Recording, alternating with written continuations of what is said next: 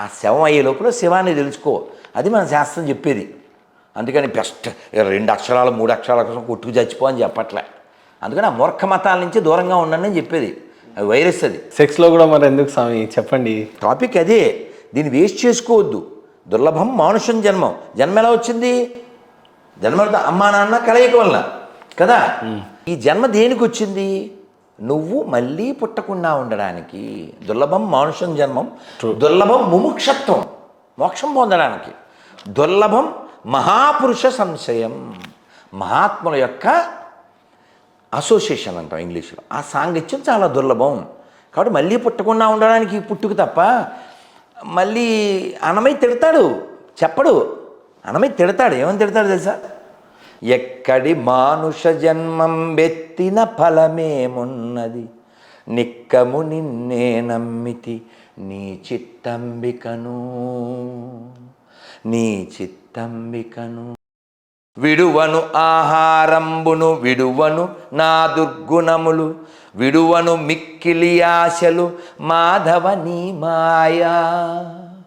విడిచెద సత్కర్మంబులు విడిచెద నాచారంబును, విడిచెద గురువును దైవము మాధవ నీ మాయా. అన్నమయ్య లాస్ట్ చరణంలో చెప్తాడు, ఎంత అద్భుతంగా ఉంటుందంటే, తగిలెద బహుళంపటముల తగులను మోక్షపు మార్గము తలపున ఎంతైనా, నగి నగి నన్నేలిన శ్రీ వెంకటేశ్వర నాకా ఈ మాయ. కాబట్టి ఈ శరీరానికి ఆహార నిద్ర భయమైదునాంచ. మైథునం అంటే సెక్స్. ఆహారం శరీరానికి అవసరం, భయం ఉంటుంది, ఇది ఎవరన్నా ఏం చేస్తారేమో. మైథునం అవసరమైన వాళ్ళు, చివరిది ఆహార భయ భయ నిద్ర. ఈ 4 కామన్.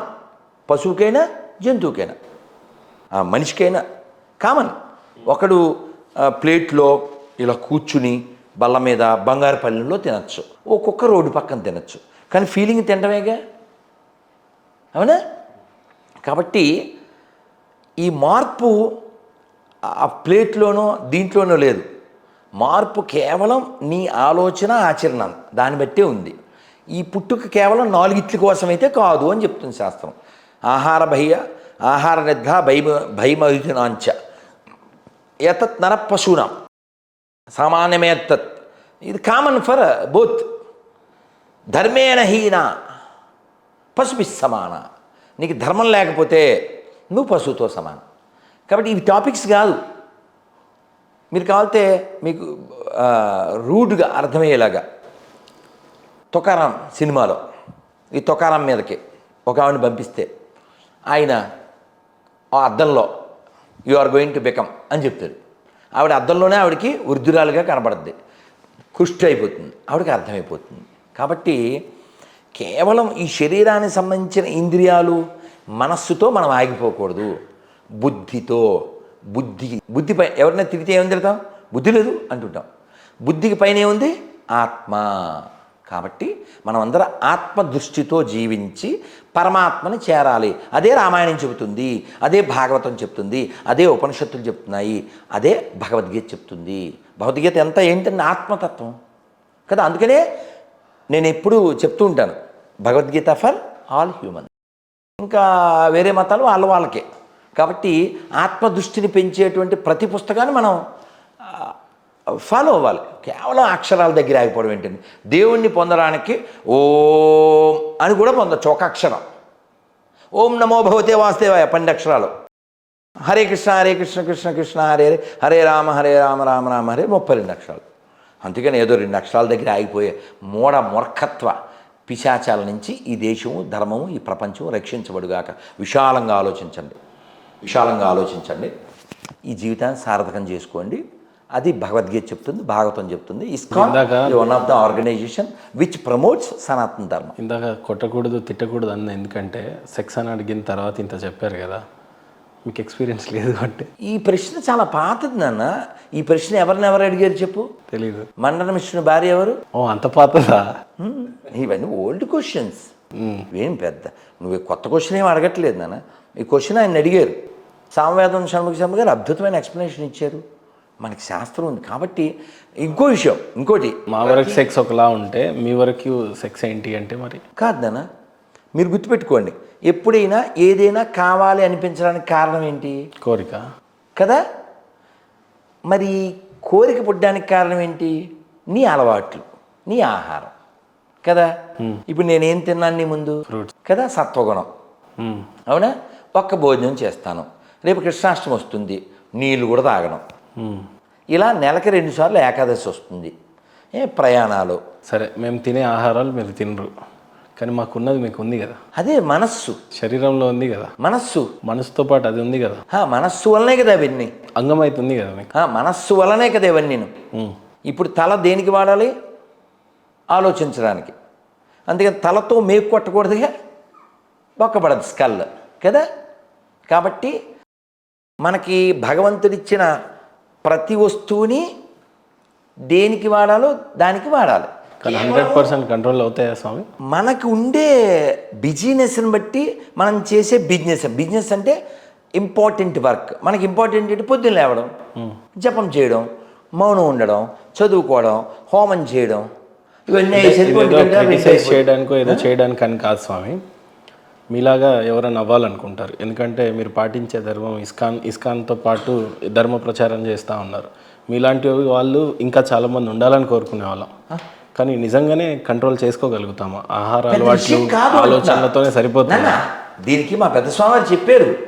మీకు బుక్ చెప్తాను, బ్రహ్మచర్య ఇన్ కృష్ణ కాన్షియస్నెస్. చదవండి, మీకు తల బదులైపోయి అంత వేడెక్కిస్తుంది, అంత గడ్డి పెడుతుంది. భాగవతంలో ఈ టాపిక్స్ బోల్డ్ వస్తాయి. మామూలు గడ్డి పెట్టరు. ఎవరు?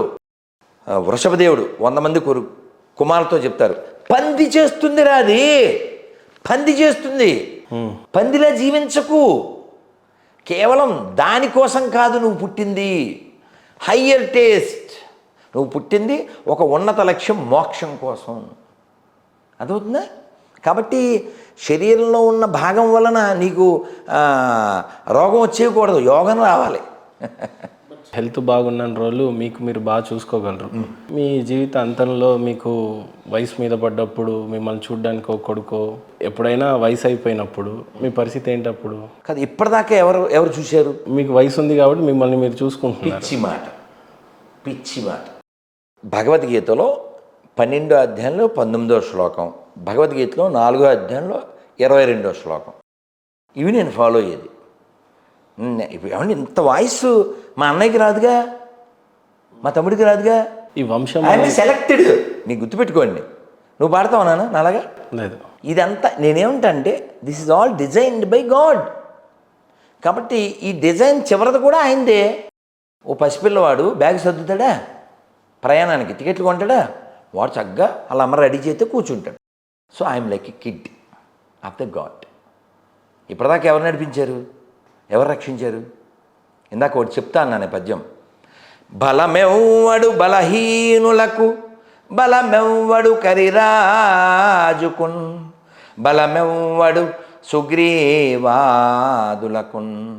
బలమెవ్వడు పాండురాజ సుతుల భార్యకున్, బలమెవ్వడు నీకు నాకు నిజముగా కృష్ణ. ఏమండి, పడిపోతుంది సార్. నువ్వు ఏం చేసినా పడిపోద్ది. నువ్వు మంచి పని చేసినా, చెడ్డ పని చేసినా, సద్వినియోగం చేసినా, దుర్వినియోగం చేసినా, ఇది పడిపోయే లోపల అంగదా అంటే భగవంతుడు, గద్ ఎప్పుడు లోపల కలిగి ఉండు. మీరు అంగము అన్నారు, నేను అంగదా అన్నాను. ఎప్పుడు లోపల భగవంతుడిని కలిగి ఉండు. శరీరంలో ఒక భాగాన్ని కాదు, యోగాన్ని కలిగి ఉండు. శరీరం పడిపోయేటప్పుడు నారాయణ అనగలుగు. అలా అనడం కోసం నిత్యం అభ్యాసం చేయి. పొద్దున్న చూడండి, నేను మాట్లాడను. మరి మాట్లాడకుండా ఏం చేస్తావు? మేడ మీదకి వెళ్ళి భౌతిక చదువుతా, హోమం చేస్తా, జపం చేస్తా, అటు ఇటు తిరుగుతూ. ఇవన్నీ ఎందుకు? ప్రాక్టీస్ దేనికి? చిట్ట చివర ఎప్పుడు పడిపోయినా కృష్ణ నరజన్మ బందాగి 4 ఏరు ఆగే నారాయణన భారదే. కృష్ణ, ఇది కన్నడ. నరజన్మ వచ్చినందుకు, నాలుగు ఉన్నందుకు నారాయణ అనొచ్చు కదా, కృష్ణ అనొచ్చు కదా. అందుకే పురందాస్ చెప్పారు. ఏం చెప్పారు? రామనామ పాయాసక్కే, కృష్ణనామ సెక్కే రే, విఠల నామ తుప్పవ జవసి, బాయ సప్పిరీసిరో. ఏం చెప్పాను? రామనామం అనే పాయసంలో కృష్ణనామం అనేటువంటి పంచదార వేసి, విఠలనామ తుప్ప చేసి, తుప్ప అంటే కండలో నెయ్యి వేసి బాయ సప్పిరి చప్పరించు, ఆస్వాదించు అని చెప్పారు. మీకు భోజనం ఫుల్గా చేశారండి, మళ్ళీ వీడు వాడు వచ్చి సార్ మంచి బిర్యానీ తెచ్చాను సార్ అన్నారనుకో, పెట్టు అంటావేంటి? అనవు. ఎందుకని? నిండు ఉంటుంది ఆల్రెడీ నిండిపోయిందిగా. అలా భగవన్నామం చేయడం, భగవంతుడి కథ వినడం, భగవంతుడి గురించి ఆలోచించడం, ఆ సేవలో నిమగ్నం అవడం వలన ఇంకా వేరే దాని మీద ధ్యాస రాదు. నువ్వు బేవర్చుకుంటే ఈ విల్ మైండ్ దే విల్చి వర్క్షాప్ అవుద్ది. అందుకని నేను ఉండనుగా. ఇందాక ఏం చెప్పాను మీతో, ఇందాక ఖాళీగా ఉన్నప్పుడు ఎవరన్నా పిలిస్తే ఎవరన్నా ఆనందపడతాడు, నాకు ఎవరన్నా పిలిస్తే బీపీ వస్తుంది అంటాను. ఎందుకని? నాకు టైం లేదు కదా. నేను పుస్తకాలు గుట్టల కొద్దీ ఉన్నాయి, నాకు అవి చదవాలి. కాబట్టి మనం ఈ శరీరంతో, ఈ ఇంద్రియాల ద్వారా పొందే ఆనందం ఏదైనా లిమిటెడే, గుర్తుపెట్టుకోండి. మీకు పదార్థం ఇష్టమైంది చెప్పండి. Sweet, fruits. ఉదాహరణకి మీకు గులాబ్ జామ్ ఇష్టం, ఎన్ని తింటారు? 50 అయితే తినలేవు కదా. ఐస్ క్రీము 2 కేజీలు అయితే తినలేవు కదా. మరి ఇష్టం అన్నావు, ఇష్టం ఒప్పుకోదు కదా. సేమ్ శరీరంలో ఉండే అన్ని ఇంద్రియాలు, అన్ని భాగాల పరిస్థితి అదే. కాబట్టి అన్లిమిటెడ్ హ్యాపీ ఎక్కడుందో అక్కడ వెతుకుతాం. అది నేర్పించారు ప్రభుపాదుల వారు. అన్లిమిటెడ్ హ్యాపీ ఇన్ కృష్ణనామ. దానికి అందుకనే ఓ మంచి సంస్కృత పదం ఉంది, నందతి నందతి నందతి నిత్యం. సింహాచల శాస్త్రి గారు చాలా వాడుతూ ఉంటారు ఈ పదం. మాకు సంస్కృతంలో ఒక కీర్తన పొద్దున్నే పాడతాం 4:30కి. అదేంటది? అది తర్వాత సాంగ్ కూడా పాడే, అది మళ్ళీ వస్తుంది.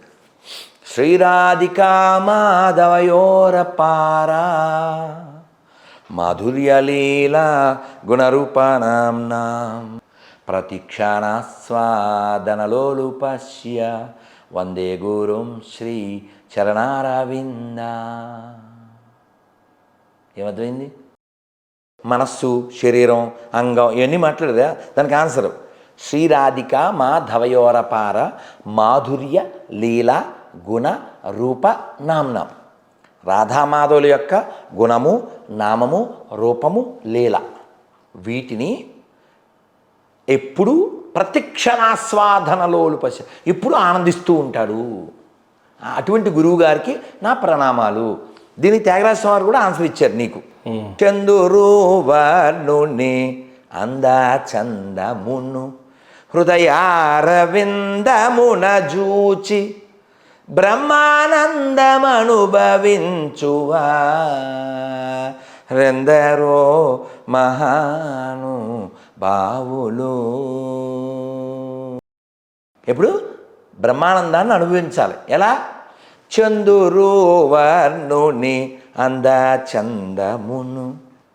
చంద్రుల్లాంటి అందచందము కలిగిన ఆ రామచంద్రమూర్తిని హృదయంలో చూసి ఎప్పుడూ బ్రహ్మానందం అనుభవిస్తుంటే ఇది తుచ్చం కదా. రామానుజాచార్యుల వారికి ఒక తమ్ముడు ఉన్నాడు. ఆ తమ్ముడిని ఆయన వాళ్ళ పిన్ని వచ్చి, నీవు ఎలాగా పెళ్లి చేసుకుని వదిలేసి సంసారం వదిలేసి సన్యాసం అయిపోయావు, వీడన్నా చేసుకోకపోతే ఎలాగా అందావిడ అని గోవింద పెరుమాళ్ళని పిలిచారు. ఆయన చెప్పాడు రామానుజుల వారు. చెబితే పెళ్లి చేసుకున్నాడు.